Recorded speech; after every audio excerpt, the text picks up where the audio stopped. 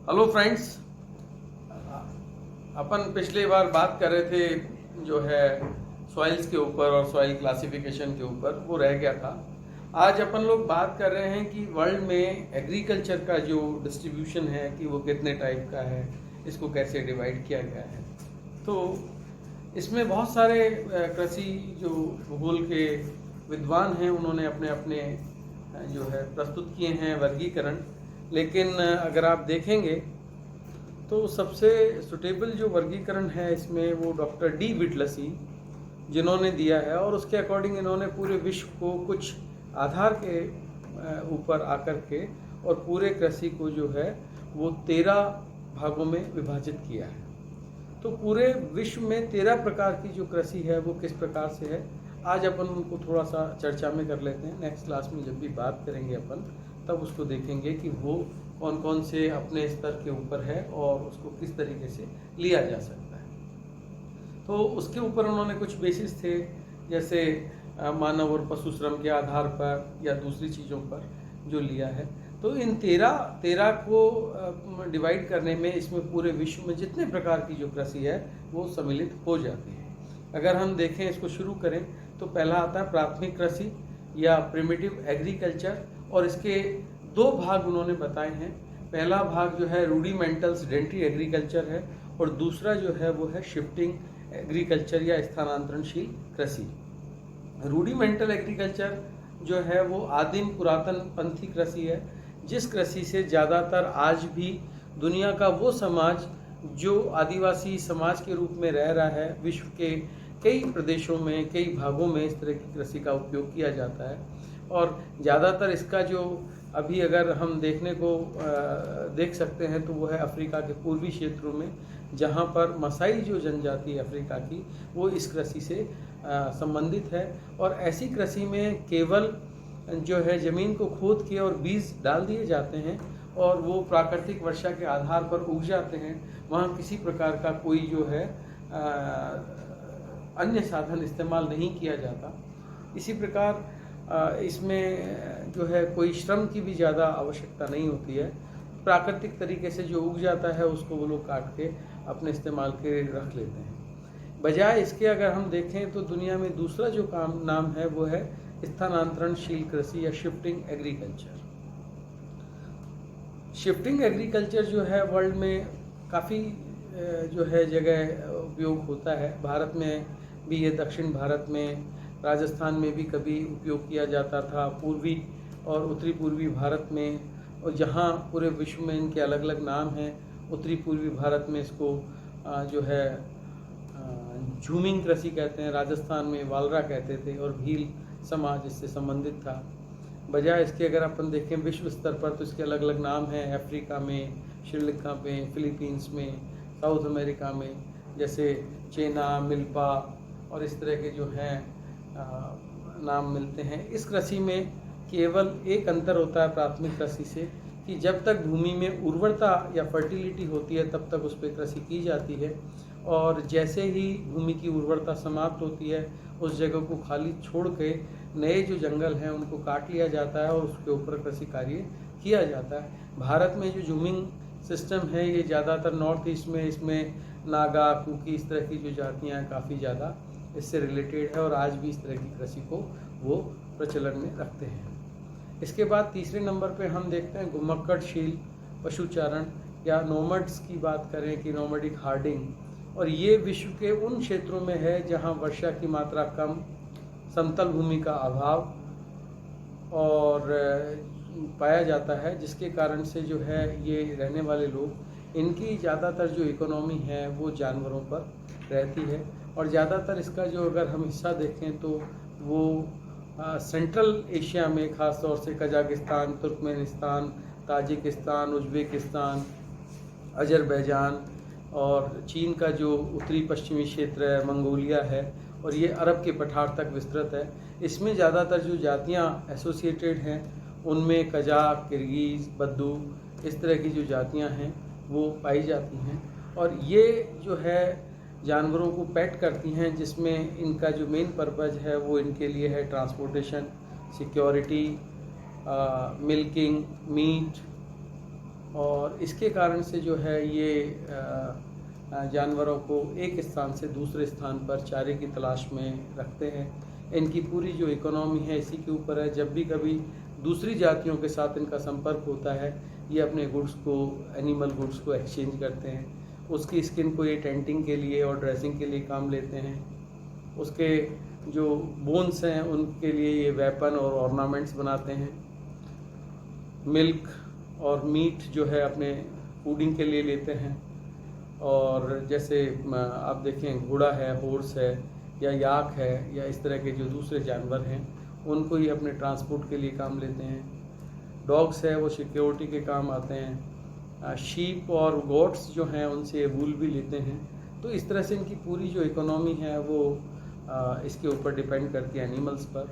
और साथ ही ये जब भी एक स्थान से दूसरे स्थान पर माइग्रेट करते हैं तो जब भी कभी इनको सूटेबल मौसम मिलता है वहाँ ये खेती कर लेते हैं और थोड़ा बहुत जो अनाज ये उगा पाते हैं उसको अपने सर्वाइवल के लिए काम लेते हैं। तो ये पहले जो 3 थे ये ज़्यादातर जो विश्व में या भारत में आदिवासी समाज है इनके द्वारा अपनाई जाने वाली कृषि के ये 3 भाग हैं। चौथे में हम देखते हैं कि ये विश्व के उन क्षेत्रों में है जहाँ जनसंख्या का अधिकतम जमाव पाया जाता है।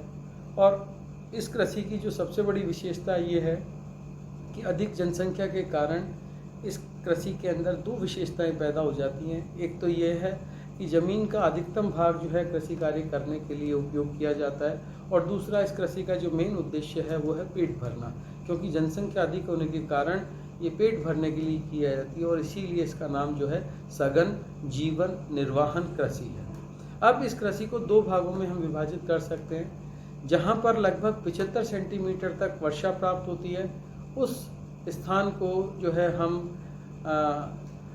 सघन जीवन निर्वाहन कृषि, अन्य फसल प्रधान जो है जिसमें चाहे वो गेहूँ हो, चाहे वो जौ हो, चाहे अन्य फसलें हो, वो पैदा किया जाता है। अगर इसके अतिरिक्त दूसरा हम देखें तो जहाँ 75% से अधिक वर्षा वाला जो क्षेत्र है और उसमें जो है चावल जो है मुख्य कृषि के रूप में उगाया जाता है। भारत में बंगाल जहाँ पर 300 सेंटीमीटर तक वर्षा प्राप्त होती है वहाँ पर जो है ये अधिकतम 3 फसलें इसकी ओसमन बोरो के रूप में ली जाती हैं। तो ये सघन जो कृषि है जहाँ पैदा होती है वहाँ पर दुनिया का अधिकतम जनसंख्या का जमाव मिलता है, और इसी कारण इस कृषि का जो ज़्यादातर विस्तार है वो सिंध के जो डेल्टा है वहाँ से लेकर के और जापान तक, यानी दक्षिण एशिया, दक्षिण पूर्वी एशिया और पूर्वी एशिया, इसमें विश्व का अधिकतम जनसंख्या जमाव पाया जाता है। और दूसरी जो इसकी सबसे बड़ी विशेषता कि ये दुनिया की महान नदियों का एक स्थल है जिसमें इंडस और उसका सिस्टम है, गंगा और उसका सिस्टम है, ब्रह्मपुत्रा उसका सिस्टम है, इसके साथ ही इरावदी, साल्वीन, मीकांग, मीनाम, यांगती, सीकियांग, ये जैसी बड़ी रिवर हैं जो अपने डेल्टाई क्षेत्रों में प्रतिवर्ष उपजाऊ मिट्टी लाती हैं, जिसके कारण यहाँ पर धान की खेती अत्यधिक रूप से पैदा होती है। अकेला केवल एक थाईलैंड ऐसा देश है जो अपनी जनसंख्या से अधिक उत्पादन करता है।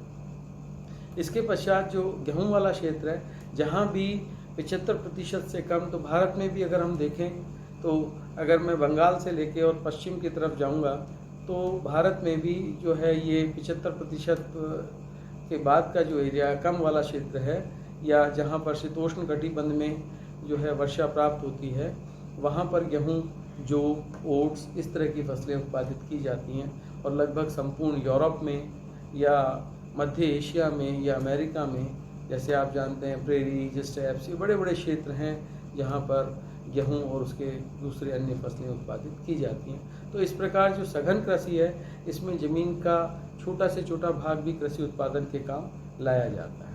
इसके पश्चात मैं बात करूंगा भूमध्य सागरीय कृषि की। ये भूमध्य सागरीय जो कृषि है इसकी अपनी एक विशेषता है, और ये विशेषता ये है कि भूमध्य सागरीय जो क्षेत्र है उसका एक अपना जलवायु विशेष का एक क्षेत्र होता है। इसका जो स्थिति है वो 30 से 45 डिग्री महाद्वीपों के पश्चिमी क्षेत्रों में होती है, और भूमध्य सागर के चारों ओर के जो क्षेत्र हैं उसमें पश्चिमी एशिया, जिसमें टर्की, सीरिया, जॉर्डन, इज़राइल, इस तरह के जो कंट्रीज़ हैं, इसके साथ अफ्रीका में Egypt, Libya, Tunisia, Morocco, Algeria और दक्षिणी यूरोप के जो क्षेत्र हैं जिसमें पोर्टुगल, स्पेन, फ्रांस, ग्रीस और जो दूसरे क्षेत्र हैं इनमें, तो यहाँ पर जो है यहाँ की जो जलवायु की विशेषता है उसमें सर्दियाँ जो है वो आर्द्र होती हैं, यानी सर्दियों में बारिश होती है और गर्मियाँ शुष्क होती हैं, जिसके कारण इस विशेष जलवायु में यहाँ सर्दियों में फसलों के रूप में गेहूँ और ओट्स का उत्पादन किया जाता है। अल्फा ग्रास पे जो है पशुपालन किया जाता है। इसके साथ ये क्षेत्र जो है खट्टे रसदार फलों के लिए सबसे ज़्यादा उत्तम जलवायु रखता है। तो यहाँ पर जो है संतरा, मौसमी, इस प्रकार के जो फल हैं वो उत्पादित किए जाते हैं। इसके साथ ही जो है ये विश्व में सर्वाधिक जो अंगूर उत्पादन के लिए आदर्श अवस्थाएं हैं वो इसी क्षेत्र में हैं। इस तरह की जलवायु के जो दूसरे क्षेत्र हैं उनमें यूएसए का कैलिफोर्निया वैली, सेंट्रल जो चिली, उसके साथ ही हम देखते हैं तो दूसरा जो पार्ट आता है वो है अफ्रीका का केप रीजन और ऑस्ट्रेलिया में साउथ वेस्ट ऑस्ट्रेलिया। यहाँ सभी जगह भूमध्य सागरीय जलवायु पाई जाती है और यहाँ पर फल उत्पादन, गेहूँ और जो घास उगती है उसके आधार पर पशुपालन किया जाता है। और यहाँ विश्व का सर्वाधिक जैतून, ऑलिव और डेट यानी जो खजूर है उसका उत्पादन भी सर्वाधिक होता है। दूसरे क्षेत्रों में एप्पल और इनकी खेती की जाती है। तो इस प्रकार भूमध्य सागरीय जलवायु की अपनी एक विशेषता है जिसके कारण ये एक विशेष प्रकार के कृषि क्षेत्र के रूप में सामने आता है। इसके पश्चात हम बात करते हैं प्लांटेशन एग्रीकल्चर की, बागाती कृषि। इस कृषि का जो विकास है वो यूरोप में जब रेनेसा पीरियड था, पुनर्जागरण काल था, 15वीं शताब्दी में जो शुरू हुआ और यूरोप की जनता जो विश्व के अन्य क्षेत्रों में जाने लगी अपने संसाधनों की खोज में, तो उसमें वो अपने साथ अपने क्षेत्र में काम आने वाली चीज़ों को उन्होंने उस क्षेत्रों में, जैसे जब अंग्रेज भारत में आए तो उन्होंने भारत में चाय का औद्योगिक रूप से उत्पादन शुरू किया। जहाँ दूसरी जगह गए वहाँ रबड़, गन्ना और कॉफ़ी, कोको, नारियल, तो इस तरह की जो फसलें थी इनका उत्पादन जो है वो उष्णकटिबंधीय और भूमध्य रेखीय क्षेत्रों में होता है, जबकि इसका अधिकांश जो उत्पादन का जो उपयोग है वो यूरोप के उद्योग में होता था। और इन्होंने जो है कपास का या अन्य जो औद्योगिक फसलें जिनका मैंने बारे में बताया, इनका उत्पादन जो है उष्णकटिबंधीय और भूमध्य रेखीय क्षेत्रों में शुरू किया। इस कृषि में 3 विशेषताएं पाई जाती है। पहला प्रबंधन है, पूंजी है और सस्ता श्रमिक है, क्योंकि इसमें ज़्यादातर जो कृषि उत्पाद है वो उसके क्षेत्रों में उत्पन्न होता है और वहीं से वो जो है एक्सपोर्ट के लिए भेज दिया जाता है। तो संपूर्ण कृषि जो है ये प्रबंधन पर ज़्यादा निर्भर करती है, पूंजी पर निर्भर करती है।